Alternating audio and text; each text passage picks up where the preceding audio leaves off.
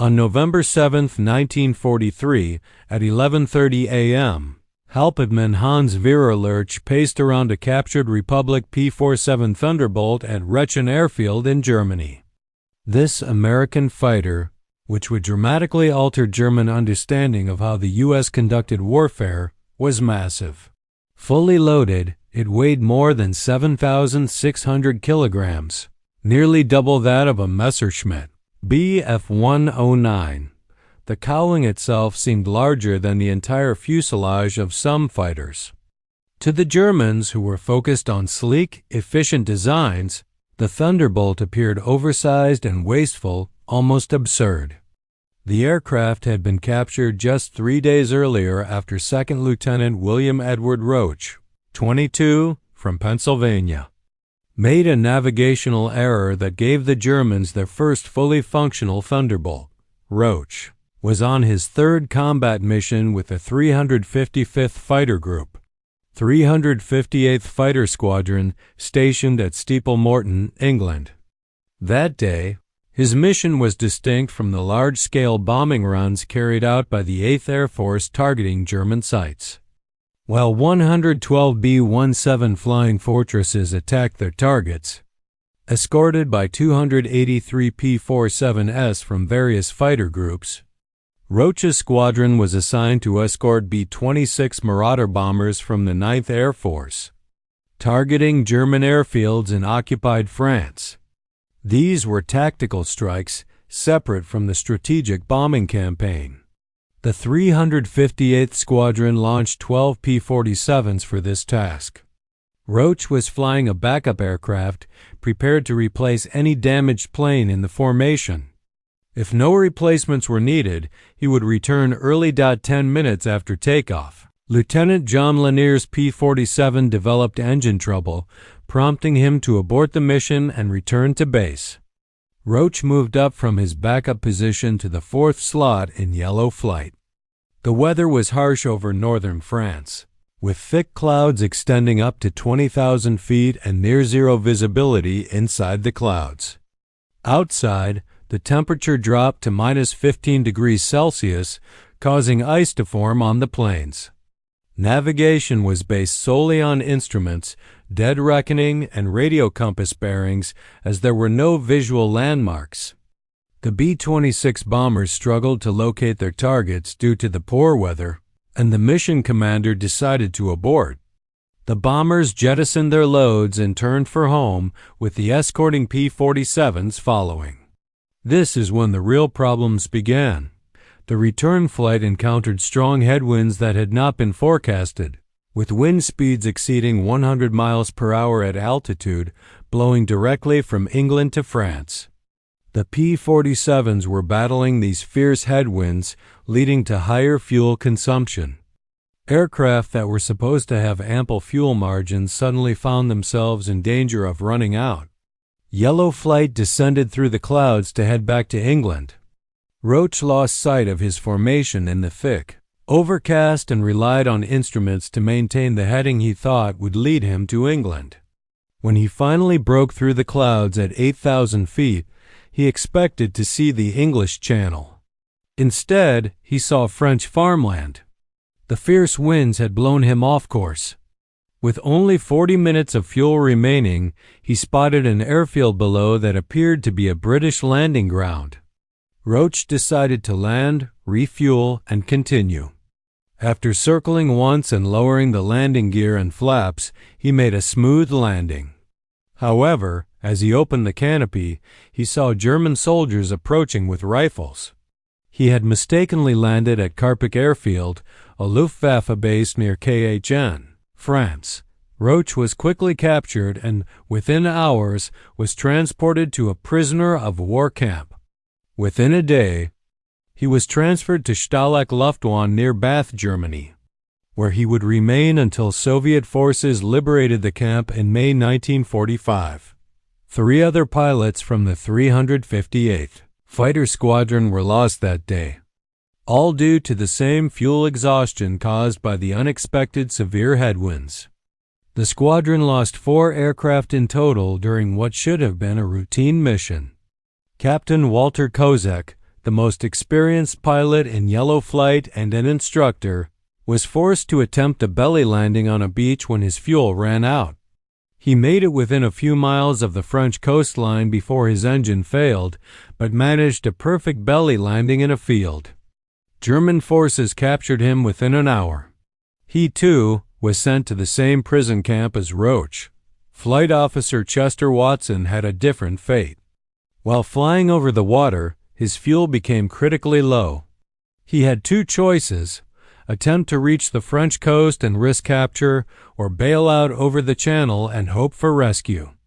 Watson chose to bail out, abandoning his aircraft about 10 miles from the English coast. The water temperature was just 9 degrees Celsius, and survival in such cold conditions was unlikely. Watson was never found and was declared killed in action. Lieutenant Jack Wartz, the only other yellow flight pilot besides Roach to return to England, barely made it back. His fuel gauges showed empty, and his engine was running on fumes. He barely made it across the English coast and attempted an emergency landing at an airfield in Hastings. The engine died completely just 200 feet above the ground, turning his P-47 into a glider. He made a hard landing on the grass runway, with the ground crew finding the tanks completely empty. The squadron's mission report that evening listed the losses: 4 aircraft. 2 pilots captured, 1 killed, and 1 damaged in an emergency landing, all due to fuel exhaustion from unexpected headwinds. There had been no enemy contact, just weather and navigational errors that turned a routine mission into a disaster. For the Luftwaffe, Roach's capture was an incredible stroke of luck. They had been fighting P-47s for months but had never captured one intact. German pilots had shot down many Thunderbolts, but the wreckage was usually too damaged for useful analysis. The captured aircraft, serial number 4222490, nicknamed Beetle, was in perfect condition. The Germans photographed every detail and repainted it with German markings. They flew the Thunderbolt to Rechlin, Germany's main aircraft test and evaluation center, where it would be thoroughly analyzed by the Luftwaffe's experts. German engineers had been battling the Thunderbolts over France and Germany for months. The aircraft appeared clumsy, flying like trucks at low altitude and turning like cargo planes, but despite this, they kept returning with battle damage that should have been fatal. Pilots who should have been downed by flak or cannon fire returned to base with wings full of holes, fuselages riddled with bullets, engines damaged but still functional, and there were always more Thunderbolts. Every week, American formations grew larger, and more Thunderbolts appeared. The German engineers urgently needed to understand why American aircraft were so difficult to destroy, and the answer was hidden in the details of the captured Thunderbolt. Headman Hans Werner Lerche, Rechlin's senior test pilot, was experienced, methodical, and skilled, having flown over 100 aircraft types by 1943, including multiple captured Allied fighters. When Lerche first walked around the Thunderbolt, he noticed its size. German fighters were compact, with the Bf-109's cockpit so tight that tall pilots couldn't fit. The Thunderbolt's cockpit, in contrast, was enormous, allowing a pilot to stretch, adjust position, and even stand halfway up if needed. Lerche started the Pratt & Whitney R2-800 engine, a massive 18-cylinder, air-cooled radial engine with a displacement of 46 liters. It roared to life with a deep rumble that shook the entire aircraft. German fighters used inline liquid-cooled engines, which ran smoothly, but this radial engine sounded almost agricultural. Despite the crude sound, the engine ran perfectly, with stable temperature and correct oil pressure and no vibration. Lerche taxied to the runway. The Thunderbolt felt sluggish and heavy, requiring nearly 500 meters of runway to take off, while German fighters typically needed only half that distance. Once airborne, Lerche climbed to test altitude. Below 15,000 feet, the The Thunderbolt felt exactly as German pilots had reported: heavy, poor turning ability, and mediocre acceleration. Every maneuver required planning and brute force.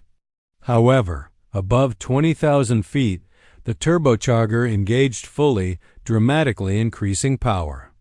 The engine that had seemed crude at low altitude now became efficient and strong. Lerche pushed the throttle forward and experienced genuine acceleration. He dove the Thunderbolt, and it descended faster than any fighter he'd flown. The heavy airframe, which had seemed like a disadvantage, actually helped the aircraft build speed quickly and maintain it during the dive. He pulled out of the dive and climbed vertically, with the Thunderbolt maintaining energy throughout the climb. Above 25,000 feet, the roll rate was excellent. Controls that had felt sluggish below became responsive and crisp.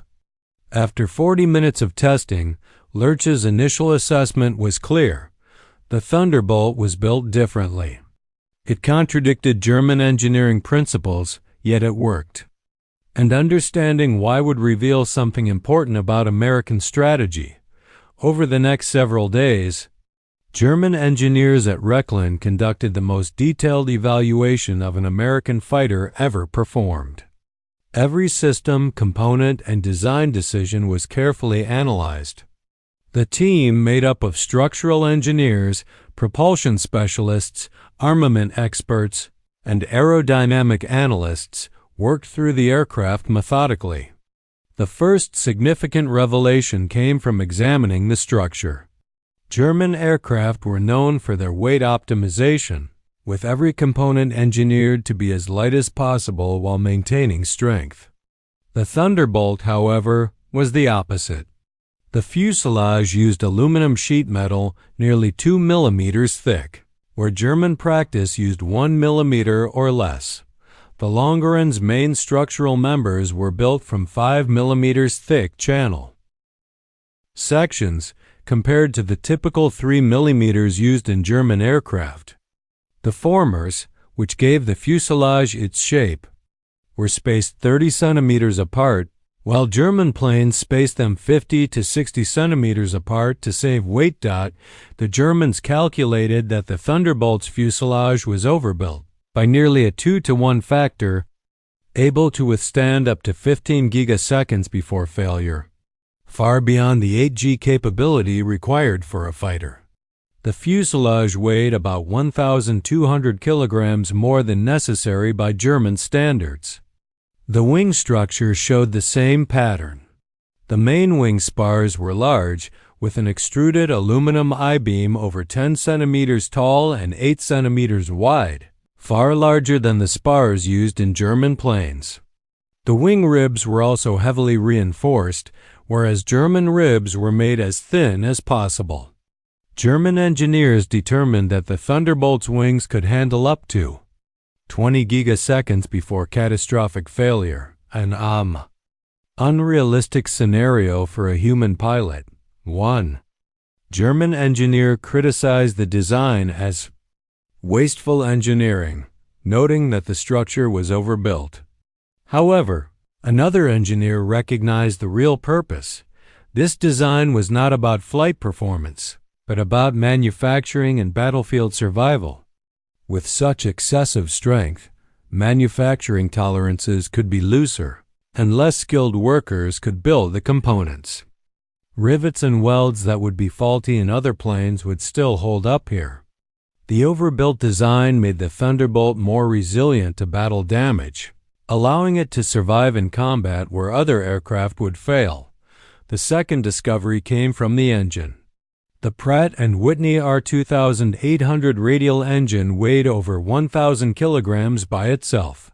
German engineers preferred inline liquid-cooled engines, believing them to be more aerodynamic and efficient. Radial engines, considered outdated, were tested extensively by the Germans. They deliberately damaged the engine by removing spark plugs from 3 cylinders and puncturing the oil cooler. Despite the damage, the engine continued running, although with reduced power. They shot bullets through 6 cylinders, and the engine ran rough but did not seize. German inline engines, in contrast, would fail immediately if the coolant system was damaged. The Thunderbolt's radial engine, however, could sustain multiple hits and continue flying, bringing the pilot home despite severe battle damage. It wasn't about performance, it was about survival. The third discovery involved the Thunderbolt's armament philosophy. The aircraft was equipped with 8.50 caliber Browning M2 machine guns with 4 mounted in each wing. The total ammunition capacity was 3,400 rounds, or 425 rounds per gun, which allowed for nearly 20 seconds of continuous fire. In contrast, German fighters typically carried enough ammunition for just 5 seconds of firing. American doctrine wasn't about precision, it was about volume. German pilots spent years learning deflection shooting and mastering gunsight discipline. American pilots, on the other hand, received months of training and gained experience in the field. The American approach was simple. If the first burst missed, fire again and keep shooting until something hit. The 8 machine guns were easier to produce than cannons, and the ammunition was cheaper, simpler, and produced in massive quantities. The entire system was designed for mass production and required minimal training, not engineering excellence. Every system in the Thunderbolt prioritized industrial efficiency over technical perfection. It was heavier, simpler, tougher, and easier to build, maintain, fly, and repair. It wasn't the best fighter in terms of performance, but it was a fighter that could be produced in mass quantities and flown by pilots with minimal training. The Thunderbolt was tested extensively at Rechlin over several weeks, with each flight revealing the same pattern. American engineering focused on production capacity rather than performance. German engineers meticulously documented every detail, describing the structure, systems, performance, and combat implications. The reports were sent to senior Luftwaffe leadership. Some officers understood the implications, while others dismissed them, confident that German aircraft, which were technically superior, and their better-trained pilots would ultimately prevail. But combat results told a different story. By January 1944, American Thunderbolt production had reached industrial scales that Germany couldn't match. Republic Aviation's plant in Farmingdale, New York, covered over 1 million square feet and employed 23,000 workers. They produced around 200 P-47s per month, or one every 3.6 hours. The Evansville, Indiana plant, opened in September 1943, added another 100 aircraft per month, and production would rise to 130 by summer. The Curtiss-Wright Corporation in Buffalo also manufactured P-47Gs under license, adding 50 more per month. Combined, the factories produced over 350 Thunderbolts per month, or more than 11 aircraft per day, all of which were delivered to England. This production advantage also extended to pilots. The United States Army Air Force trained over 2,000 new fighter pilots every month, providing them with approximately 300 hours of flight training, including 50 hours in their combat aircraft. After arriving in England, they joined experienced squadrons where veterans mentored them through their initial missions. German pilot training, on the other hand, had collapsed due to fuel shortages, aircraft shortages, and instructor shortages. Many new German pilots arrived at combat units with fewer than 100 total flight hours, some as little as 10 hours in their assigned aircraft. These pilots faced American pilots who had 3 times as much training and often months of combat experience. As a result, German pilot losses exceeded replacement rates, and veterans were killed while new pilots perished on their first missions. By January 1944, American Thunderbolt pilots had nearly 9 months of combat experience. These pilots had learned not to engage in turning dogfights with German aircraft at low altitude. Instead, they would climb to 30,000 feet before entering German airspace. When they spotted enemy aircraft below, they would dive, building speed up to 650 kilometers per hour. Then, they'd fire bursts from all 8 guns before zooming back to altitude, where German fighters couldn't catch them. The 8 machine guns proved highly effective, allowing American pilots to deliver a massive volume of fire. The guns didn't need perfect aim, just pointing generally at the target and holding the trigger. With 400 rounds per gun, they could afford to miss. The sheer volume of bullets created a devastating killing zone that was 30 meters wide and 100 meters long. The .50 caliber rounds weighed 43 grams each and traveled at 890 meters per second, 8 guns firing. Together produced 34 kilograms of bullets per second. In just a 3-second burst, over 100 kilograms of metal could be directed at a target. German pilots reported that Thunderbolt attacks felt like flying into walls of metal. The bullets didn't need to hit critical components to cause damage. Multiple hits anywhere on the aircraft could result in cumulative structural failure. Wing skins cracked, control surface hinges failed, engine cowlings were shredded, and fuel tanks leaked. Even cockpit impacts, though stopped by armor, stunned pilots. The psychological impact was severe. German pilots, who had dominated air combat for years, suddenly felt vulnerable. The Thunderbolts attacked from above with overwhelming firepower. German pilots couldn't climb fast enough to meet them, couldn't turn tight enough to evade, and couldn't damage the Thunderbolts enough to bring them down. And there were always more of them. Shoot down one Thunderbolt and 2 more would appear. The endless stream of American aircraft wore down German morale as effectively as the bullets wore down their planes. Combat loss statistics in January 1944 illustrated this. The 8th Air Force's P-47 groups flew over 10,000 sorties and claimed 114 enemy aircraft destroyed in air combat. They lost 38 Thunderbolts to all causes, including flak, mechanical failure, and combat, giving a kill ratio of 3-to-1 in favor of the Americans. More importantly, the loss rates per sortie were incredibly low. Less than 4% of sorties resulted in the loss of an aircraft. German fighter units, on the other hand, were losing 2 to 3% of their aircraft per mission. The 56th Fighter Group, based in Boxed, England, exemplified the American effectiveness. They had been flying P-47 since April 1943, and by January 1944, they had developed tactics that worked.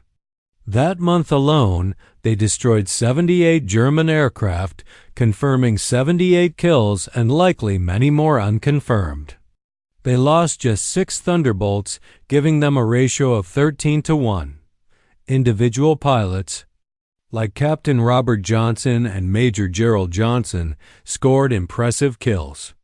But the group's success came from experience, tactics, and an aircraft that allowed them to survive their mistakes and learn. Other Thunderbolt groups reported similar success. The 78th Fighter Group destroyed 62 German aircraft in January 1944, losing only 4 Thunderbolts in the process, while the 356th Fighter Group destroyed 48 and lost 5. Across all P-47 units, the kill ratios heavily favored the Americans, and their loss rates remained low. Replacement aircraft and pilots arrived faster than the losses occurred, allowing American strength to grow while German strength steadily declined. One of the Luftwaffe's most successful night fighter pilots, Major Gard Roth, had 58 confirmed aerial victories, all against RAF bombers at night. He flew Messerschmitt Bf 110 heavy fighters and Junkers U-88 night fighters.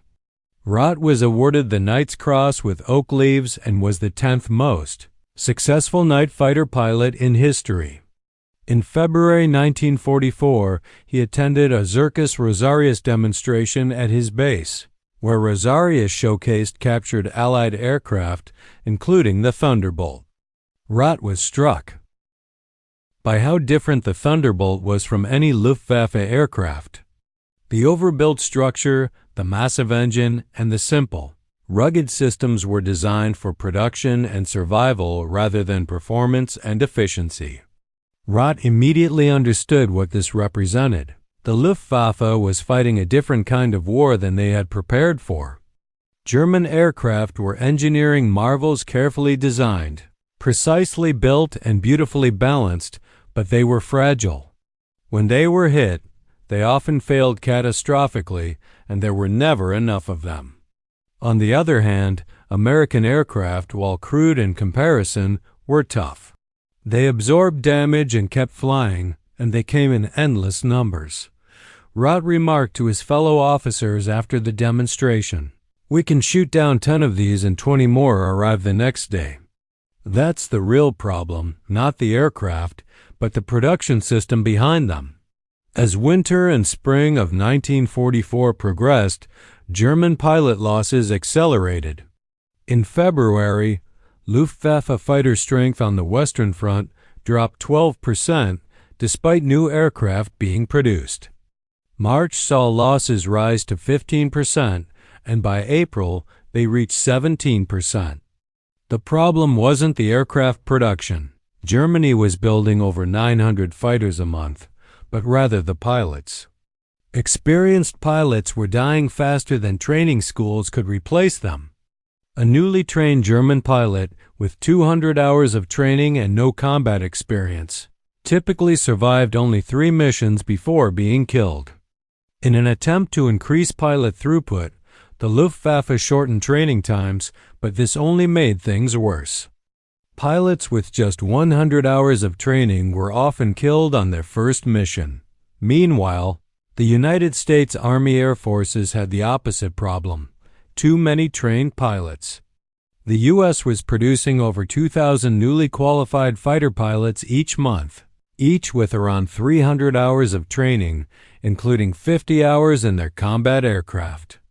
These pilots arrived in England, joined operational squadrons, and flew their first missions with experienced leaders. American replacement pilots had time to learn, and if they survived their first 5 missions, their chances of survival greatly increased. The ruggedness of the Thunderbolt meant that mistakes didn't always result in death. A pilot could be hit, damaged, and still make it home to learn from the experience. German pilots, flying more fragile aircraft, often didn't survive similar mistakes. By March 1944, the average Luftwaffe pilot experience on the Western Front had dropped below 100 total flight hours, while the average American Thunderbolt pilot had over 300 hours of experience. The experience gap meant that German pilots often lost fights they should have won based on aircraft performance alone. Meanwhile, the Thunderbolts kept coming in numbers Germany couldn't match. Every day, more arrived at English ports, and every week, new pilots joined squadrons. American strength increased while German strength dwindled. When Germans shot down a Thunderbolt, 2 more replaced it within days. When a German pilot was killed, 2 trained replacements arrived within a week. The American system operated like a machine, producing aircraft and pilots faster than the Germans could destroy them. German commanders recognized the crisis and tried desperately to adapt. Throughout the winter and spring of 1944, Luftwaffe Tactical Headquarters issued new directives. The orders emphasized avoiding high-altitude combat where Thunderbolts excelled. Pilots were instructed to attack only when holding the altitude advantage, and to use hit-and-run tactics at low altitudes where the Thunderbolt's performance was weakest.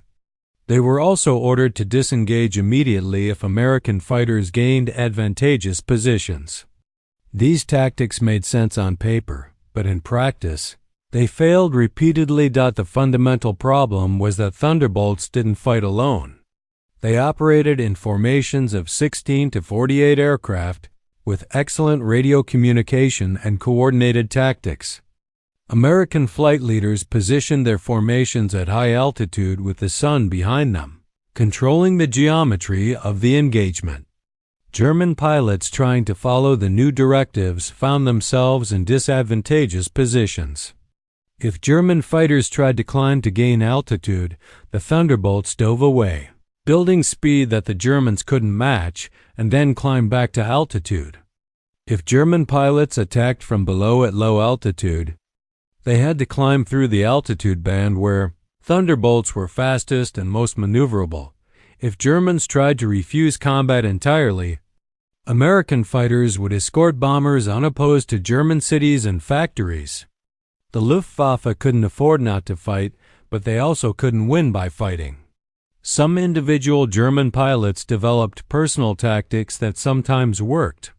Some became experts at attacking isolated American stragglers before the formation could respond, or at diving from directly above, where American pilots had poor visibility.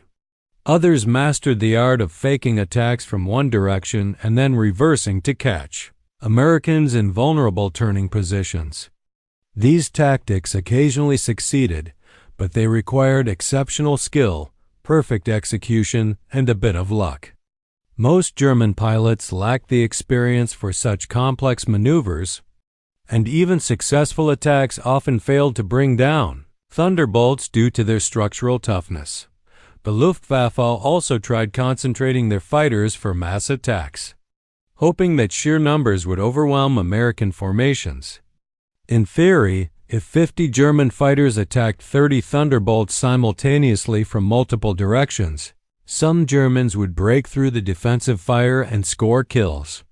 In practice, coordinating 50 fighters was extremely difficult. Radio communication was poor, weather-scattered formations, and mass attacks often put German pilots in the deadly crossfire of hundreds of .50 caliber machine guns. Even if several Thunderbolts were shot down, German losses usually exceeded American losses. To counter this, German engineers and technical services focused on finding weaknesses in the captured Thunderbolt wreckage.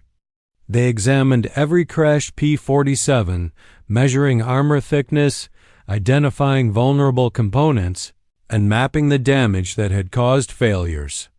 Reports were sent to frontline units with recommendations on how to attack.